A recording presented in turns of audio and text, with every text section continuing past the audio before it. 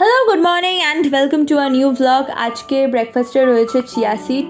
তো নিয়েছি 1 গ্লাস জল, তার সাথে 4 ভাগের 1 ভাগ লেবুর রস আর 2 টিস্পুন চিয়া সিডস। ব্যাস, দ্যাটস ইট। কোনো রকম চিনি মধু কিচ্ছু দেওয়া নেই এতে।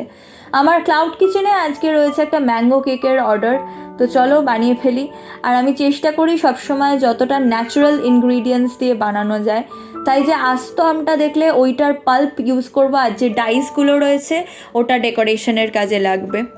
আমি চেষ্টা করি যাতে ফুড কালার বা কোনো রকম কিছু আর্টিফিশিয়াল জিনিস যতদূর কম দেওয়া যায়।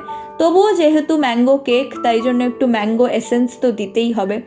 আর আমাদের সমস্ত cakes, pastries, cookies, cheese cakes, brownies সব কিছু হচ্ছে এগলেস।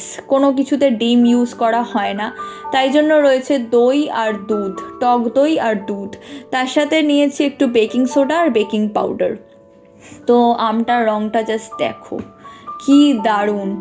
বাজার ঘুরে ঘুরে বেস্ট কোয়ালিটি আমটা নিয়ে এসেছি, যাতে ক্লায়েন্টের কখনোই না মনে হয় যে আমি বেশি দাম দিয়ে খারাপ জিনিসটা খাচ্ছি, লো কোয়ালিটি প্রোডাক্ট পারচেস করছি। তো এখন ব্লেন্ড করে নিই, চলো।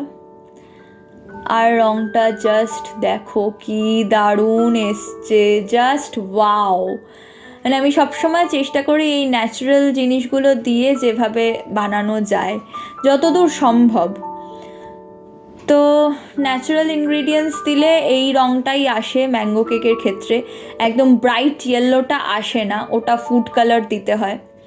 আমি সেটা ইউজ করিনি। আর ওয়েটটা দেখে নাও, 1.429, 2.5 পাউন্ডের কেকের জন্য। এটা হচ্ছে বেস ওয়েট, এটার ওপরে ক্রিম বা ফন্ডেন্টের কাজ হবে।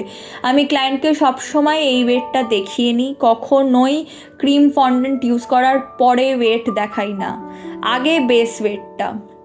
আর লাঞ্চে ছিল খিচুড়ি, আলু আর বরবটি ভাজা, তার সাথে একটা অমলেট। ধরেছি এখন বাড়ি ফেরার পথ।